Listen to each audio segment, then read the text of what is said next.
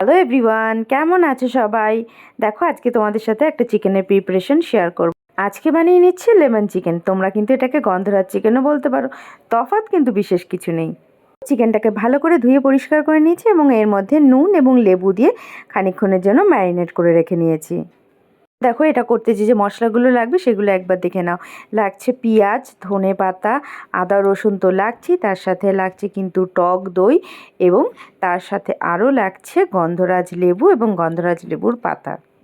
টক দইটা একটা বাটির মধ্যে নিয়ে তার মধ্যে একটু নুন এবং চিনি দিয়ে ভালো করে ফেটিয়ে নেব।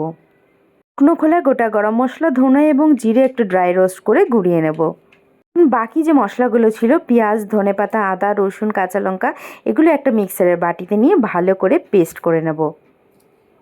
এখন ম্যারিনেট করা মাংসটার মধ্যে এই পেস্ট করা মশলাটা এবং টক দইটা দিয়ে খুব ভালো করে কিন্তু হাত দিয়ে মাখিয়ে খানিকক্ষণের জন্য রেখে দেবো। মাংসটা ম্যারিনেট করে কিন্তু অবশ্যই রাখতে হবে। এখন কড়াইতে নিয়ে নিচ্ছি সাদা তেল।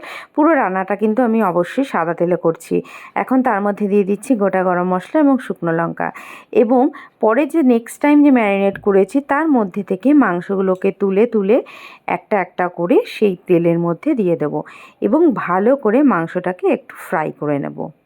মাংসটা তুলে নেওয়ার পরে যে বাকি মশলাটা থাকবে তার মধ্যে একটু গরম মশলা গুঁড়ো দিয়ে বাকি মশলাটাকেও ওই মাংসের মধ্যে ঢেলে দেব। জলটা টেনে যতক্ষণ না পর্যন্ত তেল ছাড়ছে ততক্ষণ পর্যন্ত কিন্তু খুব ভালো করে এটাকে কষিয়ে নিতে হবে। দেখো কত সুন্দর তেল ছেড়ে গেছে। এখন এর মধ্যে বাটি ধোয়া জলটা দিয়ে দেবো।